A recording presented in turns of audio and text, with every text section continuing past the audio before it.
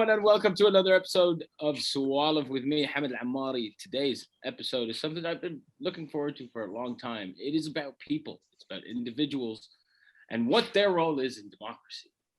And talking with me today, or solifing with me today, is Brian MacHarg. Brian, we met a couple of weeks ago. We were supposed to talk for 15 minutes just so that we get to know each other. We ended up talking for a lot longer than that because this topic is very close to you, and before we start talking in detail, why are you the person that should be talking to me about this? What makes you such an expert about this thing, huh? Yeah, well, I don't know about that, but I work at a university in the United States, Appalachian State University, and I direct academic civic engagement here at my school. So my job is to integrate civic involvement into the lives of faculty, but also, to make it a part of as students are studying and learning to become hopefully competent accountants and nurses, historians and dancers, that they're also civically engaged accountants and historians and dancers and so on. So we want students to use their education to make a positive difference in the world. So that's my job. I work with faculty to help their students to engage in the community as they learn. So we're talking about individuals, and the individuals come from you. When you're talking about civic engagement, you talk already about students within your role, but on a wider scale, there's families, neighborhoods, schools, So what is the foundation, if I were to say, of civic engagement? What is like the bar where it all comes from? Where do you start civic engagement? Yeah, I mean, I think citizenship and civic engagement is simply, individuals, anybody looking at problems in their neighborhood, in their school, in their building where they live, and saying, I'm going to take responsibility for that. I want to make my community, my school, my country a better place. And politics is one way we can affect that change, but we can make a tremendous difference by saying, no, I'm going to do this. And I'm not just going to wait for, a politician to come along and fix the problem. I'm not going to wait for someone who is a PhD or some expert. I'm not going to wait for somebody who's read all the right books to solve the problem that I see in my neighborhood, but I'm going to try to tackle this. And sometimes the problems are too big for us to handle alone, but that's where we start. We start with the individual and we say, what can I do? Is there anything that I can do to improve my immediate area or my country or the world? And then if the problems are too big, then we go out in a wider circle. But I think it should start with us, and we should take responsibility. And when we do that, we actually give ourselves power, because we're not just waiting around hoping that someone's going to come along and make things better, but we're saying like, hey, maybe I have the ability to do this, or you and I together, we can do this together in a community. And that's really empowering. And it's in the empowerment of democracy in a lot of ways. And is there an ideal for an individual? Like, how do you become an individual within a society that can make change? If there's different people who come from different backgrounds, different cultures, and all live together and share, or they coexist, but when it becomes when there's opposing voices, that creates conflict.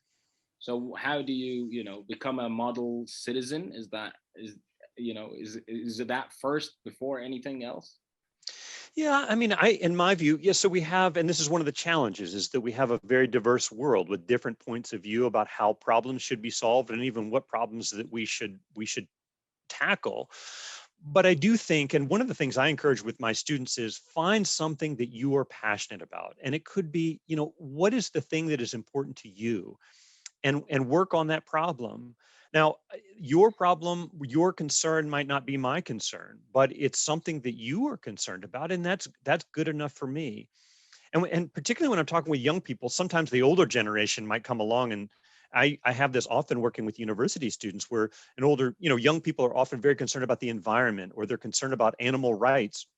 And it's not uncommon for some, older person around the university or elsewhere to say, well, I don't understand why these young people are concerned about animals. They should be concerned about people.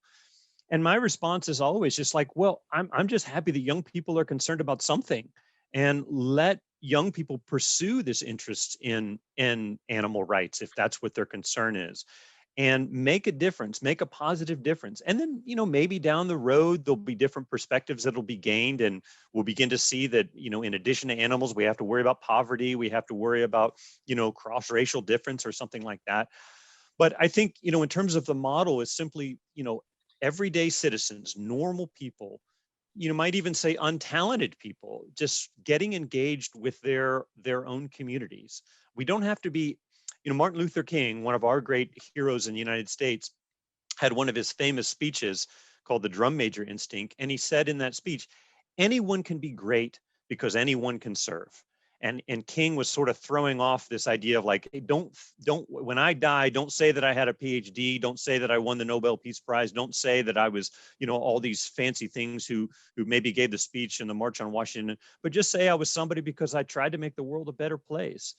And I love his vision. I love his idea that maybe that is the great citizen, right? Is the one who serves, the one who tries to make the world a better place. And I mean, there's this kind of broad view of it, it's almost a utopia when you're talking, but in the reality of it is you have different opinions, and these different opinions don't necessarily always mean, like, as you said, someone will come out and go, all these young people or all these, there's different problems that will come about when two people talk. And, Sure. There's a civil discourse, a level of conversation that needs to be had before decisions happen. But if you're in an area of conflict, or if you're in an area where you don't have the ability to have conversations, or if your neighborhood is not an ideal place, or if you're from a rougher, poorer neighborhood, how does one, like, it's the power of the individual again. At the end of the day, the way I view it is, if you're an individual, you are still governed by your surroundings. There's no, unless you're living in your own head, then that's something else. But you're governed by what your neighbors are doing, what your school district is like, what the roads around your house, accessibility to basic services, healthcare, education. Do you have to walk miles, or can you get a bus, or like, all of these things are have to be in place in order for us to start thinking about what civic engagement looks like. But what if you are someone from that, environment? How do you detach yourself from your reality and try and pursue a dream that is, as an individual, that you really can't do on an individual, can you? You have to have a group with you. Yeah, I mean, I'm with you. I think we don't live as an island. We live in community, and that can be both a blessing and a challenge, in the sense that the community can help us. The community can help us solve problems, and maybe that's the difference between just a citizen and a civic leader, is that we can draw in others to say, hey, you need to be concerned about this problem too, and let me point it out to you. The challenge is the diverse world in which we live, and we have to be able to talk with each other. I think there are ways that we can talk with each other, but yeah, I'm with you on that, right? So we can't just, so there's this balance between, I would say that, like, the individual has to take responsibility, but we also have to work in community, but we draw in others from our community. One of the basic steps of sort of solving problems is we have to see the problem, we have to know what to do, we have to be willing to do something, and then we actually follow through. Meaning, like, we have to, first see the problem. And maybe one of our first steps is that community you're talking about, helping others to see the problem as well, to make others aware that, hey, this issue exists in my neighborhood, in my community, out of my identity. And then we have to know what to do. And that's kind of tricky, right? Coming up with the solutions of figuring out how to solve problems, because I don't always know what to do when I'm confronted with challenging issues.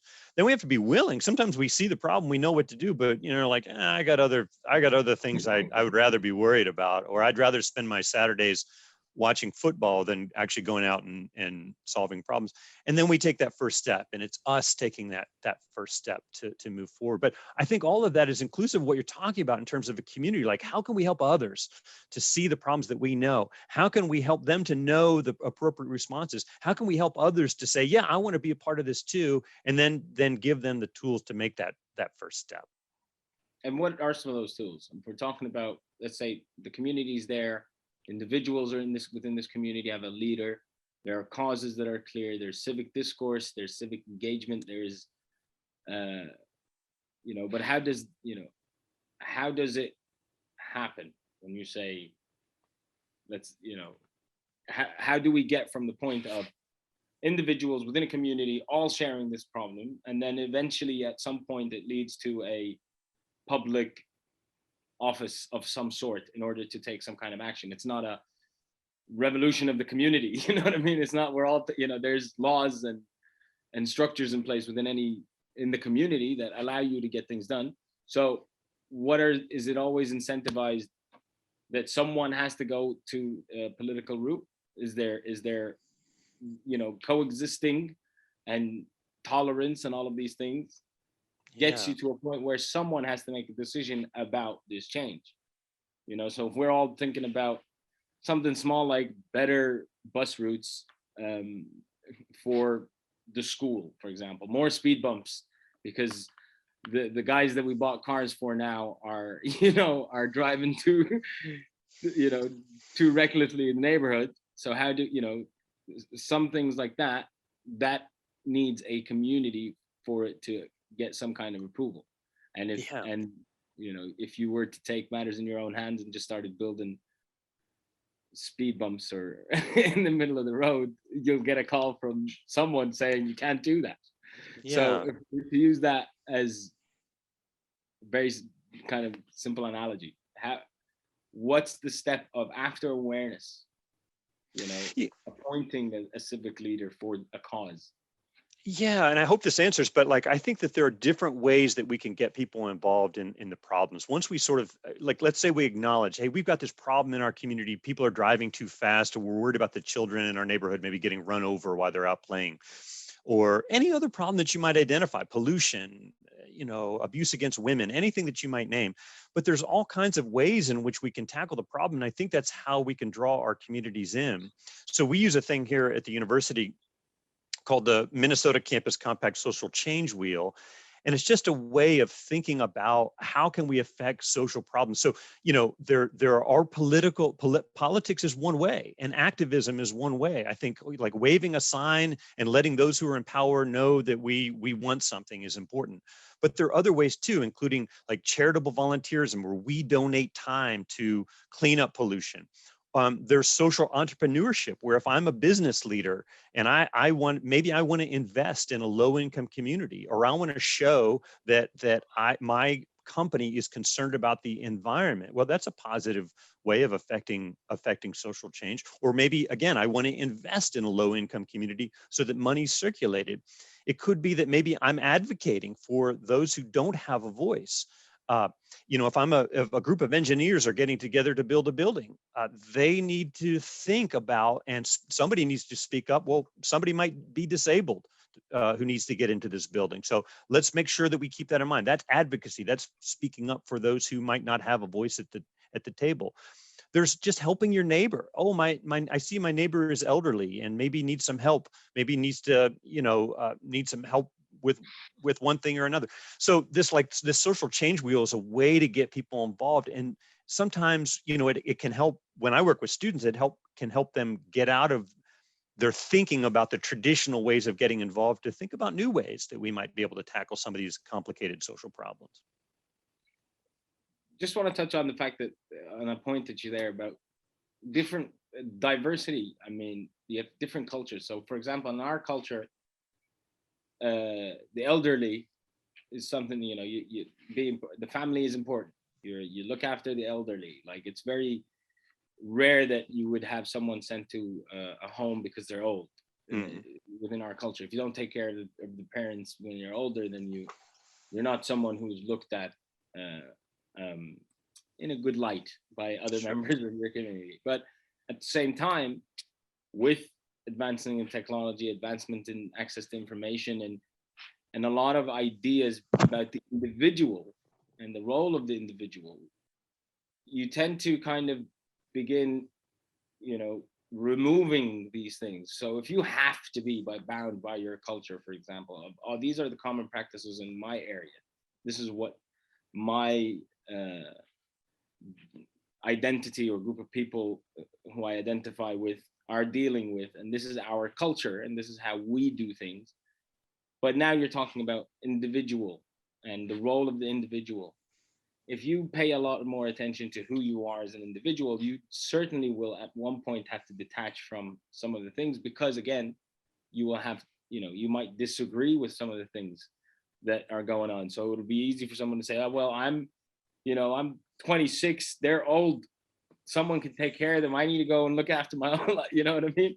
Because of that's a worry that all these ideas or ideologies are penetrating from outside, and we need to protect our community and from these kind of ideas, and stop, kind of to cherish and to keep our culture intact.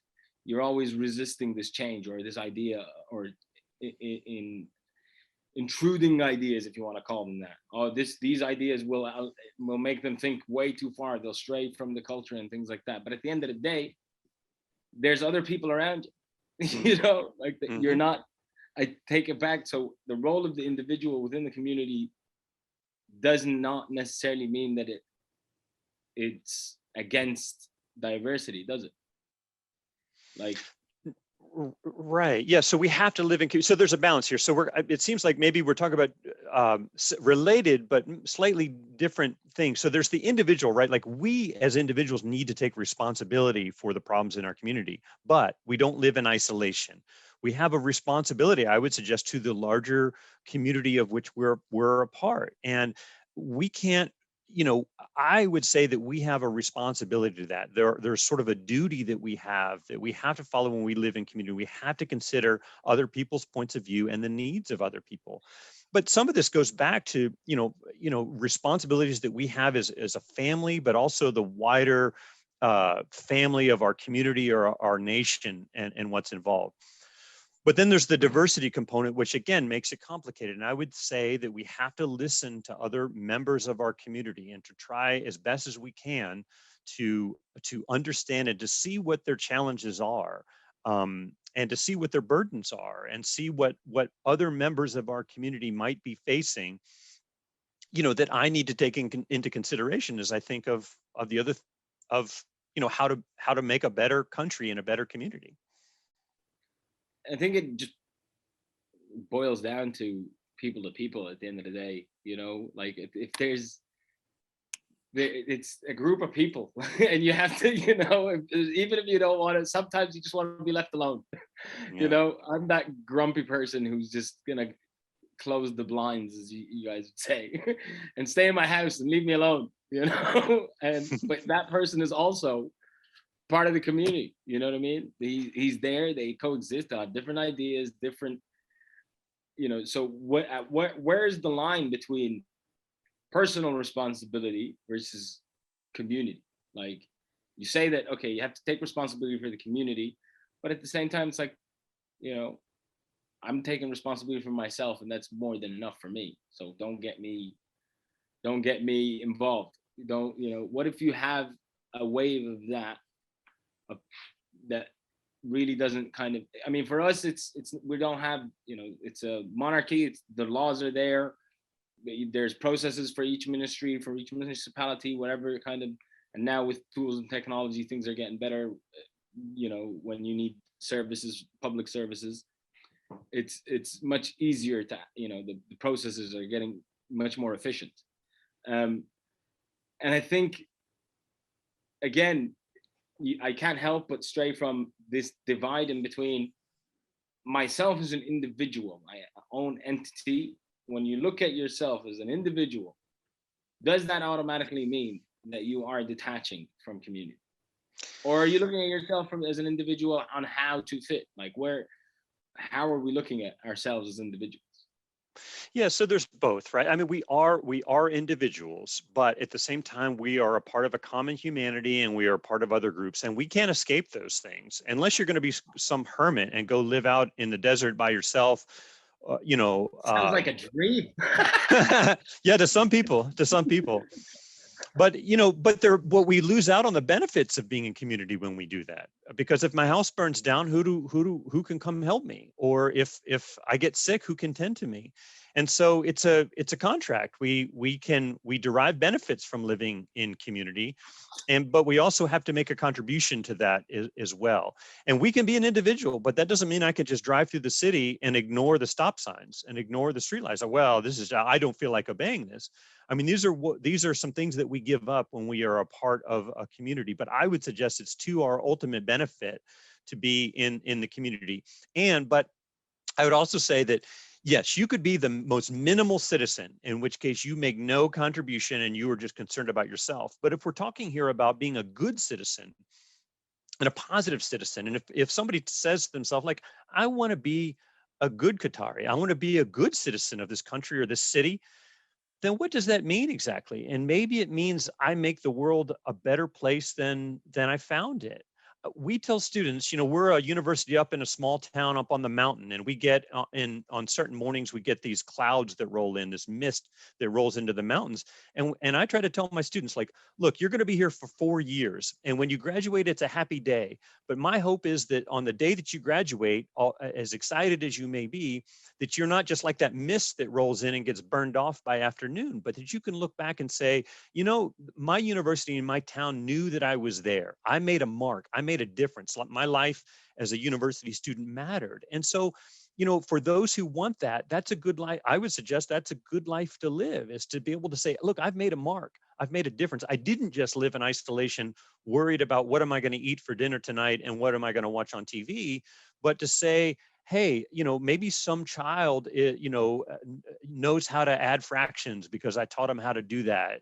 Or, the environment is a little bit cleaner as a result of me being there.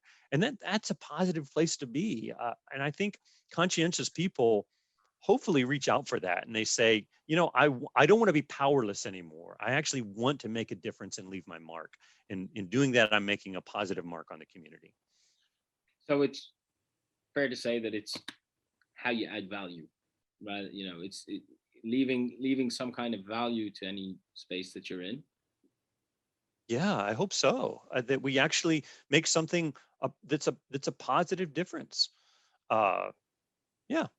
I mean, I want people to talk about me in a positive way on when I die. This guy, David Brooks, talks about 2 different virtues we can have. We've got our resume virtues and our eulogy virtues. Our resume virtues is all this stuff we tend to get worried about in our day-to-day life, like how much money am I making? What's my promotion? Where did I work? But our eulogy values are those things that people say about us when we're dead. And, I mean, I would like to be able to, that people say, he made a difference. Brian made a difference. Hamad made a difference. The world, the community, the family, everything is better as a result of him being on this earth through both character and service to others. I don't mean to sound preachy or anything like that, but I think there's something to that, right? Like those things that we hold dear to us, that we can actually add value and make a positive difference in the world and in our own lives. Yeah. I could just play devil's advocate and say, no, we're not all like that. Because, sure. For sure there's always someone who's, I don't know. I think if you're someone who is, if everyone's going in one direction and you're opposing just to get noticed, that's also kind of something that is, you just want to get noticed sometimes.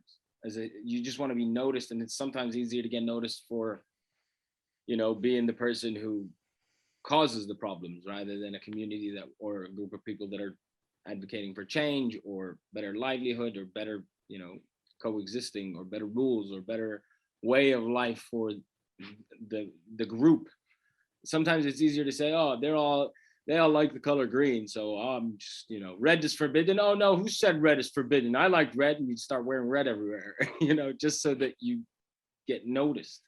So if it's, it's people. There's so many Well, the choice is free. I'm not suggesting to be a good person ought to be legislated, or that we, I think people ought to be free to do nothing, or to in essence to live selfish lives if they want to. But if we're talking here about good citizenship, which is kind of a value, right? We're talking about like what makes a good citizen and a positive citizen. It's one who is making a positive contribution and making a meaningful difference. But if someone wants to go off and say, look, I'm going to live for myself and I'm going to amass as much money as possible and I'm going to take it with me after I die, well, sure, that's your choice. But, I think maybe perhaps we're talking about ideas of good and good lives and good citizens. And if we put that qualitative term on it, what precisely does that mean? But I'm not suggesting that you has to be legislated or anything like that. No, I'm not suggesting that either. I'm just saying, like, but there are legislations, there are rules. You are a part of a system. There are, and I think for us now, in this very young stage of voting and having a parliament in place, what,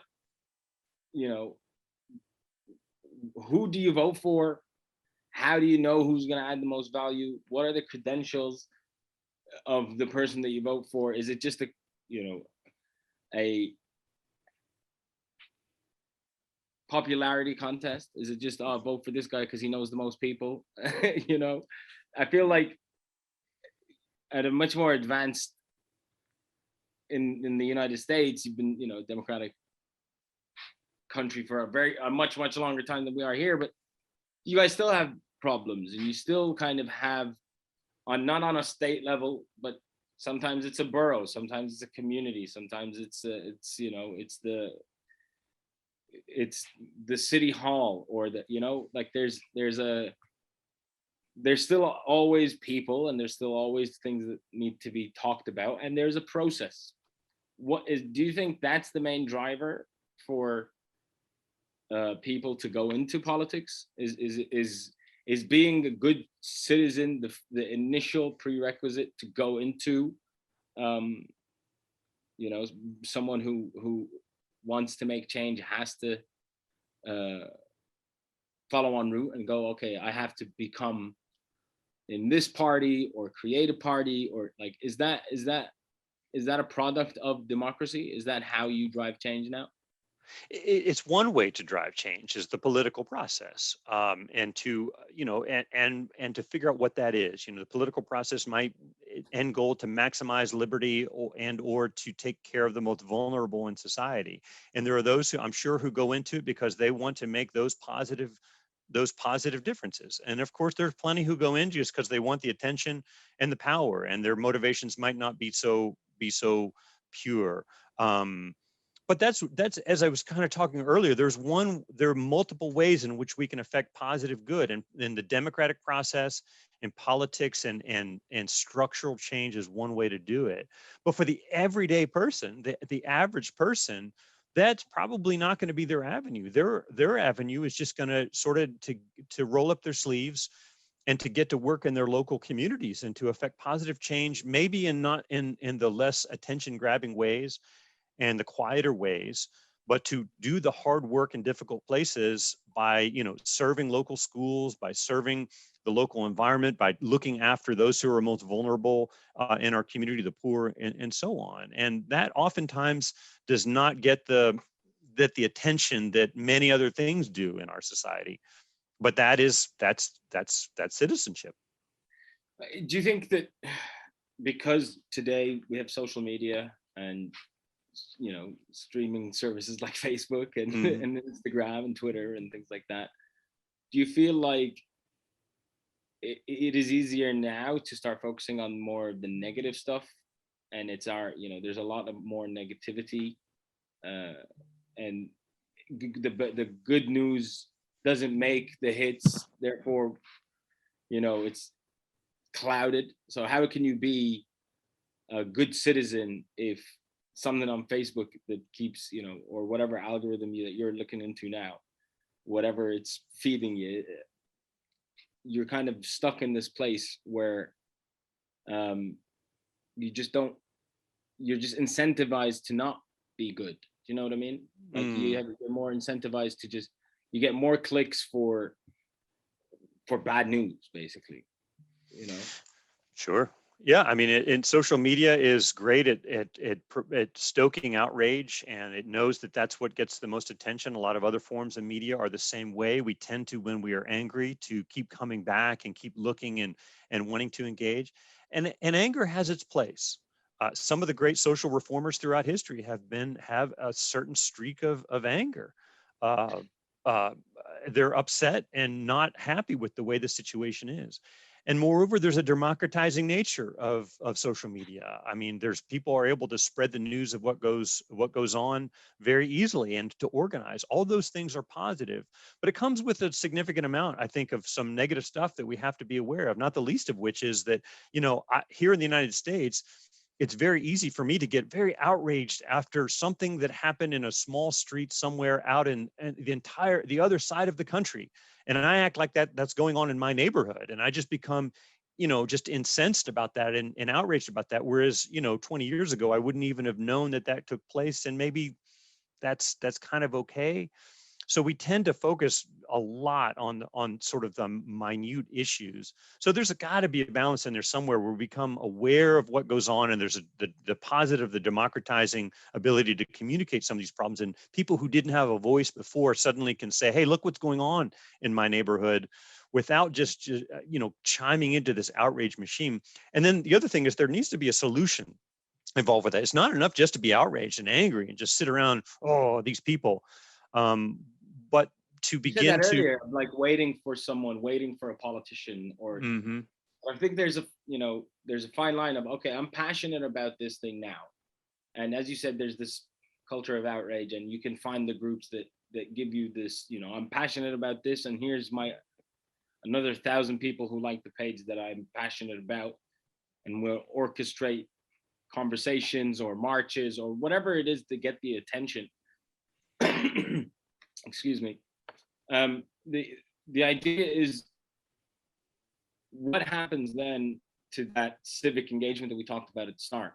Like having empathy for other people that are around you, understanding that there is diversity, understanding that there's diversity not necessarily in the physical appearance, but diversity of thought. I might disagree with you on everything, but we look exactly the same and we coexist.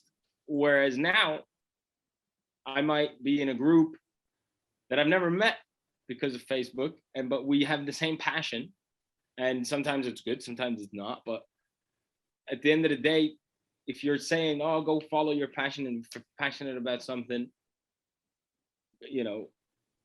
push for it, ask questions, get loud about it." But there's almost like, for me, there's a line of when this turns into chaos, and then this, and that civic discourse is no longer a conversation. It's not a hear me out, let me, and you have the chance to talk, and then I will hear what you have to say. No, it's banging on the walls, breaking windows, saying we need this now.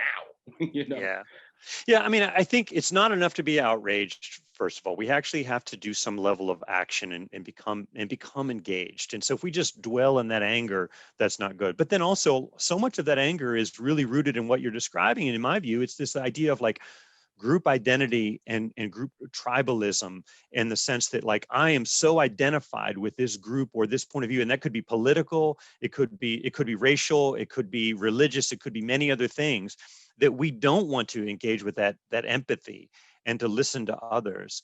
And that's critical and foundational to civic life, is to be able to listen to others and dialogue with others and practice empathy. And you don't always have to agree with other people, but I think that's a pretty vital part of our democracy, is to be able to at least understand what other groups and other people think. There's a story. There's this guy, Chris Voss. He was FBI's chief negotiator and he used to help negotiate the release of hostages who were taken in foreign countries outside the U.S. So he wasn't going after folks who were maybe held hostage in a bank where they knew where the hostages were and the perpetrators were, but he didn't even know where in the world these people were. And he tells this case about listening to others and listening who were different than us and trying to understand them, because this American got captured in the southern part of the Philippines, and he was talking with the terrorist who had this guy captured. And this guy was kind of crazy, not just kind of crazy. He was like a psychopath. And he kept saying, like, I've got your man because I'm so angry at the Spanish who were here 100 years ago. And I've got your man because I'm just so sick of these white European businessmen coming and they exploit Filipino workers. And I've got your man because, I'm so angry at these treaties between Indonesia and the Philippines about fishing rights in the seas and all this. And initially, Chris Voss, this negotiator, tried to argue with him and say, this is crazy. This guy's not Spanish. He's a Black American. He's not even a white European. And he has nothing to do with these Filipino and Indonesian fishing squabbles. Like, you got to let our guy go. And the terrorist just stayed angry and angry. So finally, this negotiator changed his tactic one day. And he was just like, I'm just going to repeat back everything that this guy says to me. And so when he was talking to him on the phone, he's like, I could tell you're really upset about the Spanish colonialization in this area. And you are really bothered by these white European businessmen that come and just exploit Filipino workers. And you're really deeply troubled by these fishing treaties that seem to give the Filipino country the short end of the stick.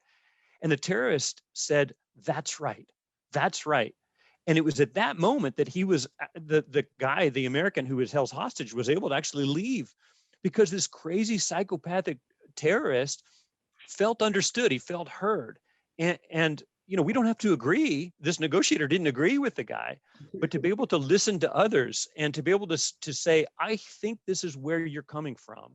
This is where you are. I mean, maybe this is a little bit about how we can get out of this group identity and this tribalistic thinking that is so prevalent on social media, but in a lot of our media and elsewhere in our world, is if we can not necessarily agree, but at least be able to articulate what the other person is, where the other person is coming from. That maybe that's the start of some of our civic life. I mean, this is the thing. Like, why I call this show Swalif is because that's exactly what it is. Swalif means chats in Arabic, or in Qatar dialect, is that you're having a chat. What happened to being able to have a conversation? Like, just I'm from here. Like, I was fortunate enough to travel around the world at a young age and grow up and see the way different worlds operate. And then coming back to Qatar, this is who you are. This is your identity. You're Qatari. And there's a lot of things because of how I was formed over the years that I didn't kind of understand, or sometimes blatantly and bluntly disagreed with. So, but you never had the room, because sometimes you feel like the other side is not ready to have a conversation, because if the idea is presented, and I think this is happening a lot now with, as you're saying, with grouping and identities and who my group is they don't look at the idea. They look at the individual. Oh, this person is actually, believes this, or he believes that. And, but it's regardless, there's an idea being presented. Can we not discuss these ideas in a manner that is civil, that we can engage in a conversation from, oh, here's why I disagree, here's why you should agree. And it's not just feelings and anger and rage and that these all will happen. You can be passionate, you can be angry, but when anger turns into action, it generally is a riot, and that's definitely not a good thing. Like, it's not something that I personally would advocate for, that you go out and break things because you're not heard, or you're not, is there room for a conversation now within this kind of world? Are we just doomed for being identified or being kind of grouped into a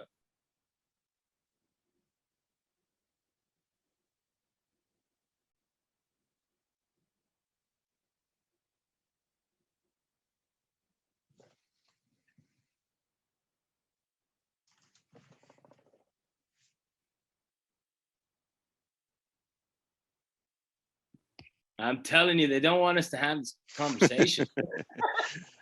So I think I heard your question, right? So what do we do with this? And I would just say one thing in response, or a couple things in response. One is there's not a lot we can do about other people, right? But we can practice some of these important traits. If people don't want to listen to us, there's not a huge amount we can do that, but we can practice some of these things. So one of the things we can do is try to listen to other people's stories. And this guy, Jamil Zaki, who writes about empathy, he says, why don't you just practice this? Listen to other people's stories instead of saying ideas, but like what is the biography or the story of how you came to arrive at your ideas? And he gets people into practice saying, hey, disagree about anything. That's fine. You can say whether you like nonfiction books or fiction books. You can say whether you like salty snacks or sweet snacks. You can say whether you like the mornings or the evenings, and just tell the story about how you came to like salty snacks better than sweet snacks. Just tell and listen to the other person's story. Like, I'm not trying to convince you that sweet snacks are better or salty snacks are better. I'm just telling you my story about how I came to prefer one over the other. And then, but we can also disagree maybe about some serious issues too. You know, does God exist or does God not exist? Should, political disagreements and so on. And if we don't try to convince, but we simply tell each other stories and listen to other and ask people their stories, that's one way I think that we can help. And then we're not trying to change other people. We're just practicing that ourselves. And the other, I think, is to do a little bit about what Chris Voss was talking about in his negotiations with this terrorist, is to simply, as we are engaged with other people, to repeat back to them, to mirror back to them what it is that they're trying to say so that they feel heard. And so, again, we can't change other people, but maybe we can do a little bit of ourselves. And as if we practice some of these, empathetic practices, maybe some of that'll spread to others. Because again, if I listen to your story, I would bet you might be willing to listen to mine as well. And then suddenly we're in dialogue. Yeah, I mean, yeah, I completely I love, I was taught to be able, like, it was a survival thing. Like, I knew that, okay, I'm different. Finally got it. I understand now. I don't look the same. I don't sound the same. I don't have the same religious experience as you. So I get it now. I'm different. But sometimes when you're just different, no one's going to listen to you because you're different. My way was, okay, I'll play in sports. I'll participate in this community. I'll do something to be noticed. I'll try and add value, and avoid getting beaten up at a young age. But the experience was that for me was like, okay, here's where I am. This is my surroundings. And at that moment in time, I couldn't tell my story. But there was no Facebook, there was no YouTube, there was no Instagram. Now, there's so many stories. And a lot of them are, kind of in your face, like, listen to my story. Sometimes you're just not entertaining. Like, I understand, like, okay, you will find, it's a human nature. You want to be accepted, you want to be noticed, you want to be part of, I'm here, I exist. Please look at me. But I wonder if what I'm hearing you say is that you wanted to be heard, and that there was a time, and even as you knew of your difference and felt a sense of difference, that you weren't even able to maybe express that, or at least people didn't seem to be interested, and you had to find a way to be heard in your unique way. And I hear that. I wonder if some of it, though, also is, I wonder if the way to be heard is to hear others. Like, if we want to be heard in our voice, if we want to make sure people understand us, I wonder if the way is to start listening to others. And maybe that happened with you. I don't know, but it sounds to me like this is part of this show as well. Is, you reached a forte by listening to others and having this conversation, and in doing so, you were heard as well. So there's just a weird irony maybe that exists. When we serve others, we become leaders, and when we listen to others, some often we are heard more. Maybe. I mean, there's times where I get to tell my story now, and it's like, you've had experience, so share your knowledge and share kind of Qatar is a very diverse country. We're a minority in the country as Qataris, and I go to public schools and I go to communities, and we do a lot of events, and I sometimes go to a school talking about a story like you are part of this community. And as a Qatari, for me, way back when, I had to go around the world and to have access to it and to really see it. Whereas now it's here, you have the ability to see people from all around the world at school every day, and that has its own kind of tensions and it has its own kind of conflict. But at the end of the day, when I'm sitting there on the stage looking at it, I'm going, oh, wow. I mean, in a class of 25 people, there's 4 Qataris. And where's everyone else? Oh, I'm from Egypt. Oh, I'm from Finland. Oh, I'm from Spain. And it's like, what? This is never, it was, there's a lot of diversity. And I just feel like there is still a role for you having now being part of this society or being part of this community with a lot of diversity and the existence of social media. I don't think that there's going to be more room until there is I guess we're still kind of getting used to using social media because we're still clearly, Twitter is just, don't even get me started on that, but it's just so ugly. Like, don't read comments, don't look at it, don't go, like, I stopped it because it's so toxic. After a while, you just look at it, and I feel like that's what's happening from, universities, schools, and things like that. That's when I go and share my story, there's a little bit of it that's relatable, but because of this huge thing that didn't exist, there's a lot of it that isn't. So for me, I don't want to turn into a preacher. It's just sharing a story, saying like, this is what happened to me. What's happening to you is very different, and your circumstances are very different. Right. And talk, like, what happened to talking? And now there's these predisposed notions. You can't. You have these ideas of someone, and that's who they are. And if you go on social media, you just confirm whatever you want because you'll find someone who backs your idea regardless. And then it's just I think we have to figure out if some of these platforms are really a force for good. And if you can answer the question and say, yes, I think that Twitter is a force for good, then stay on it. But if your answer is no, then how much do you want to participate? But the other thing, though, is I think, and this is very common throughout our history, is that our ethics all often lag behind the technology. And I think the ethics are falling behind the technology right now. So the simple example of this is, when cell phones first came out, it was really common if you were in a theater or at a public performance or at an orchestra that someone's phone would go off, right? And you're like, and you sit there and you're like, you idiot, like turn off your phone before you go in. You shouldn't do that. The ethics, the politeness, and ethics and politeness are pretty much the same thing. So finally, after a while, people realize I need to turn off my phone before I go into the theater so I don't disturb others. And then the ethics caught up to that technology that existed.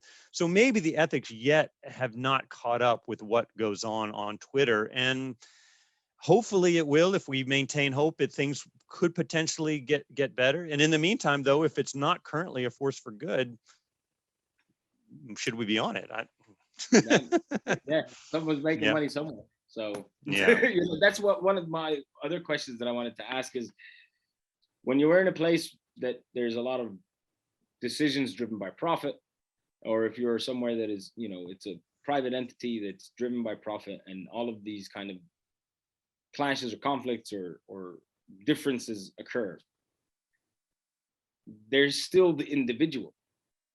So it's too far-fetched to think that everyone's going to boycott Facebook, for example, because we're on it now live, so we might as well have a go at them. But how many people it took for it to exist is the same amount of people it will take for it to not exist. So it's like we've caught up to it. We are in it. We are part of it. It's part of us, whether it's social media. It's ingrained in this new way of communication. as you're saying, like if there's going to be announcements later of don't use Instagram in a cinema, maybe, who knows, you know, but there's this lag. But then there's still this hope and this experience and the individuals who are on these platforms that might, you know, want to drive change or want to have different discussions. And we're in this cycle now where it's like, okay, it's profit driven. So does that mean we can justify this, you know, the chaos that comes out of it? Or do we just say, okay, this is a side effect of it, but there's still hope that people will have empathy and will start, you know, will evolve the discussion or discourse or level of discourse to a point where it won't be as harmful or it won't be as negative, etc. Yeah. I mean, my hope is that as we as individuals engage in it, that we will only do it in ways that we deem as positive and that we think are making a positive contribution. And maybe we can just say, look, I'm going to here's what I'm not going to do. I'm not going to engage in political arguments on Facebook because I don't find that productive, or I'm not going to critique somebody who I don't know or call them a name or something like that. You know, I mean, we can set up, I think, just general standards for ourselves and hopefully glean some of the good things that can go on with regards to these things. Are you trying to tell me that we should end trolling? Yeah, is that you what may. you're trying to say? Are you trying to tell me that trolling must die?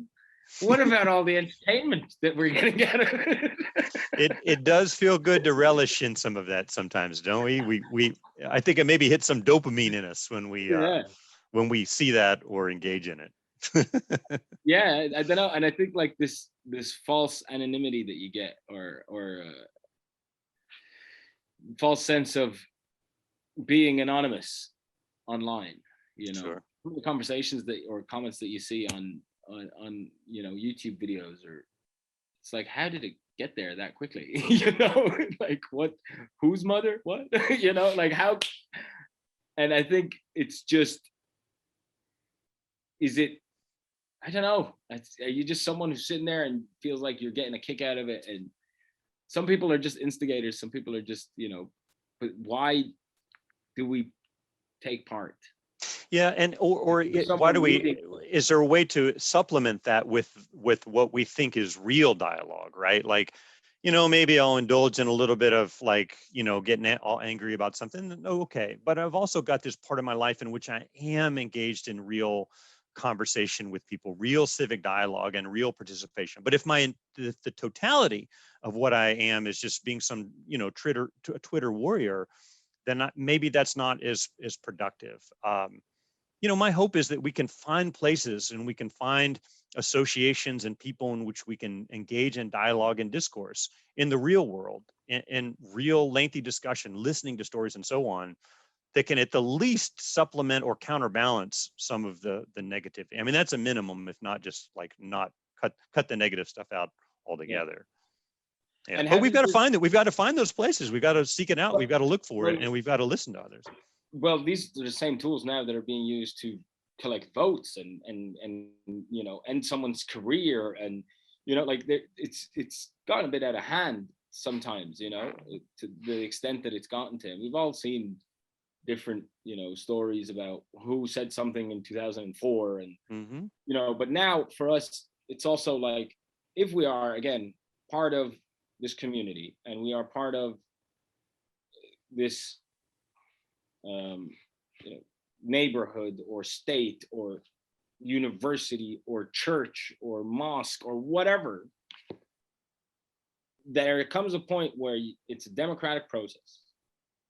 And when you get to a point where you have to drive change or wish for change or get a result out of the community, it might have nothing to do with your church or your religion or your beliefs, but it's a common thing that we all need to have better access to roads or better access to buses or public transportation and things like that. Is what used to happen without social media still able to happen in terms of public engagement, civic engagement, empathy, real conversations? Or are these just tools that allow us to create more awareness about, you know, it's advertising and it's telling people that I exist, so vote for me, like a popularity contest. Like at the end of the day, there's promises that you have to deliver on. But when you're an individual participating in this, you run that risk of not getting what you want, right? You're saying, okay, I'm gonna vote for this guy because I believe that he's the right person who's gonna solve all of these problems that he does. And then he gets into office or he's voted and he wins and he or she don't deliver on those promises. So what do you know, where do you go as an individual then when it doesn't go your way? You know, you still coexist, you still live in this community, you still go to your church, you still go to your mosque, you still go. So, you know, you're still living, but the law that you wanted to be passed or the cars driving still annoys you in your neighborhood, but, you know, there's a process. So is us thinking that these tools are just always in the way and not going to get us, do they give you more room to be angry? You know, I think ultimately, I think we should go to action, though, right? And these tools, what they can do is raise awareness and draw attention and evoke a lot of anger. But that's not enough in any case. It has to lead to some kind of action. And you know, you were asking, is it still possible for people to gather in this way? I hope so. Alexis de Tocqueville, this French guy writing in many decades ago about democracy in America, said, you know, these Americans are always forming associations. They're always coming together to try to solve one problem or another. And I'm not saying that we're the model, but what I have found, at least on my small level, on like my university campus, is I'll talk with students who are upset about something. They're mad about something at the school or just in general in society. And sometimes the response is simple, well, can you send an email and call a meeting? And sometimes a student will have this look over their face. They're like, oh, I can do that? Yeah, you can do that. You know, so sometimes when we get upset about stuff that we see, what is lacking is some level of leadership and drawing people together in the real world to say, hey, on a Tuesday night, can we meet at 7 o'clock in this place? If you are also concerned about this issue, let's get together and talk. And let's come up with solutions and figure out what we can do. And I think ultimately, I hope that people can use these tools if they become angry and upset about something, to not just leave it there, but to be able to call on and say, okay, I want to do something about this. And maybe I can use these tools to say, hey, if you too are bothered, let's get together and figure out what can be done. But do you not think that if there's no, like, I understand, let's say they call for a meeting once, then twice, then the fourth time, then the 26th time, and no one's held accountable. Let's say they want to change the food in, I don't know, just as off the top of my head, there's people who are allergic to the food that's being served and we're not taking them into consideration and we need to change the food. Okay. And this is the public opinion. And the public opinion is raised and voiced and more than once, and it's falling on deaf ears. There needs to be a measure of accountability. Someone needs to, you know. So how does you participating make it more successful if there is no reward? If you know, if there's, let's call it bureaucracy, let's call it lack of interest, let's call it belittling, whatever you want to call it, you're just not getting any feedback. There's nothing coming back at you. So are we not also, is, you know, accountability has to come up into the circle at some point. Yeah, and I'm with you. And there may be those who, almost any issue that you want to solve, there's very frequently political resistance or sort of selfish resistance from those who don't want change or don't want to, you know, include, it's more expensive to diversify the food if that's the issue that we're talking about. I don't want to do that. Well, you know, the good news is, though, is if you have called people together, it's not just you trying to come up with the solutions. Hopefully someone in your group is going to raise their hand and say, hey, well, what if this hasn't worked? What if we try this other thing? And I'm not suggesting it's easy. I'm not suggesting it's magical. I'm not suggesting this is instantaneous. Positive social change very frequently takes a long time and takes a certain level of persistence, and one faces discouragement. But the good news is that when we work with others and we work in associations with others, then we can be encouraged by them. We can develop new ideas by them. And when I'm feeling down, you pick me up. And when you're feeling down, I'll pick you up. And maybe we can find a way. And I'm not trying to be evasive to your question because, I understand a lot of times people want to avoid that level of accountability. But I don't otherwise have a better solution other than to work with others to affect positive social change.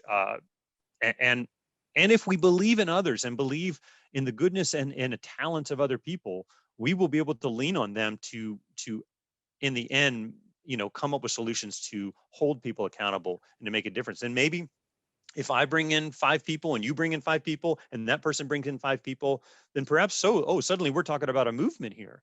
About something that's fairly important, and that's hard to ignore. Yeah.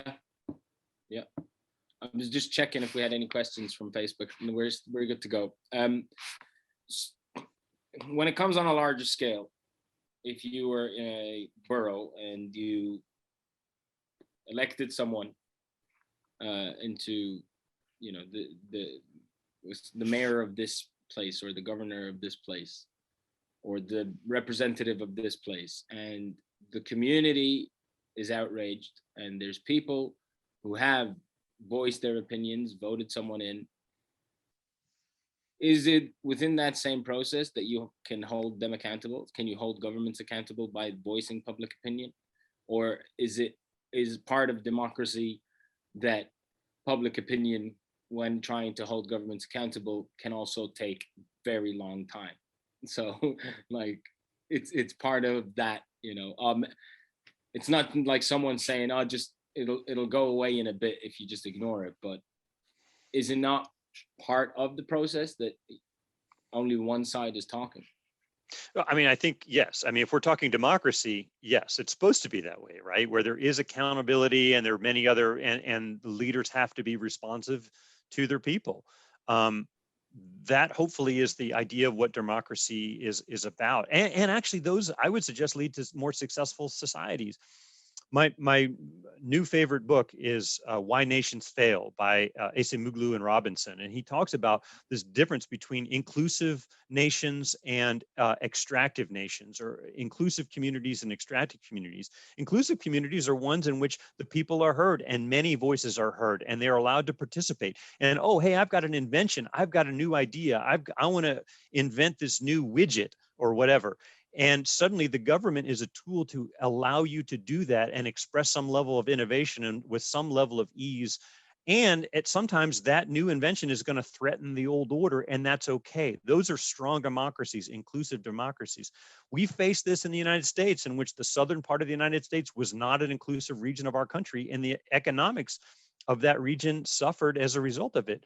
Only recently, states such as the state of Georgia here in the U.S. have become more inclusive, and as a result, the economy has really grown, and that happens on the national level as well. So I think if we're talking about if not the ideal, highly functioning democracy, this thing that you describe absolutely takes place, in which the leaders are responsible. If they choose to not be and to look out for themselves, ultimately the people will not be happy and will suffer, and ultimately the nation as a whole, and even that leader may not come to a good end if they are just solely worried about themselves and their family and extracting resources out of the economy to benefit one or two at the top. And I want to kind of try and sum it up, because the title of the episode is individuals in the role in democracy. And I feel like the answer to that question is you can't do anything if you're on your own.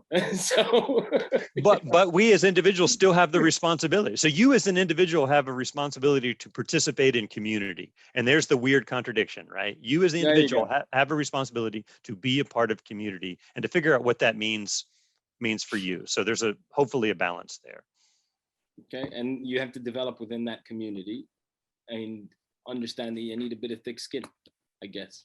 Nothing comes easy, right? No, it's not easy. If this were easy, we'd have had these problems figured out a long time ago. Yeah. The problem with other people. Yeah. That's the main problem in the world, right? Is other people. I think we're still okay in time for time. I'll just check. We didn't get any kind of comments, or we got a lot of comments about my glasses, but that's besides the point. Just, I mean, last word of kind of your summary, your take-home message, and specifically because you're someone who engages with a lot of young people, and do you see that the younger people are getting more involved, or is there a participation increase nowadays in civic engagement? Yeah, I think young people care. Young people absolutely care and want to make the world a better place, and I love that. I would not want to fall into some of the cynicism of old age, in which I grouse about, oh, young people these days, they don't care, or they don't want to do anything. I don't believe that at all. I think young people absolutely want to make a better world for themselves and have a vision, and we ought to do more. My opinion is we ought to do more to listen to young people and their ideas, and to welcome them into into such participation. And so I have not given up hope in terms of young people's interest and ability to make a positive difference. And I believe young people can make a difference. Anybody can make, and ultimately that's the point, is anybody, no matter who you are, if you sweep a broom for a living or you're a head of state, you can make a difference, and you should. So there's no room for improvement from our side. We're all good. Let's leave it to the young people. Yeah, let us sit back and let the young people solve the problem. No, we all have to. We all have to. See, I thought I was still part of this young people group, and then the other day someone said 1995. If you're born in 1995, that was 26 years ago. Yeah. Let that sink in. I'll sum that up. You know what I mean? It's a long time ago, but so much has changed. So much has changed since then. Like, it's madness. But I do, yeah. I mean, I might have sounded at some points like I'm, searching for an answer that isn't there. But I honestly think that embracing diversity, embracing people's differences, does make it much easier to get along, and listening to kind of embracing the diversity, understanding the differences will allow us to just kind of coexist. We will profit. We will profit if we actually embrace it. It's a weird contradiction. Again, like, if we embrace different ideas and different people, I mean, just from the purely monetary point of view, if all you're worried about is money, that's fine. Your company is going to do better if you embrace diversity. Your nation is going to do better if you embrace diversity.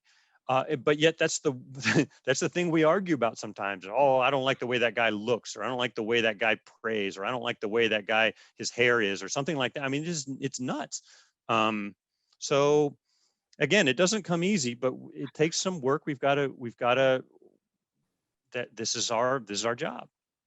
Yeah. Agreed. It's just a lot of work being alive. Yeah.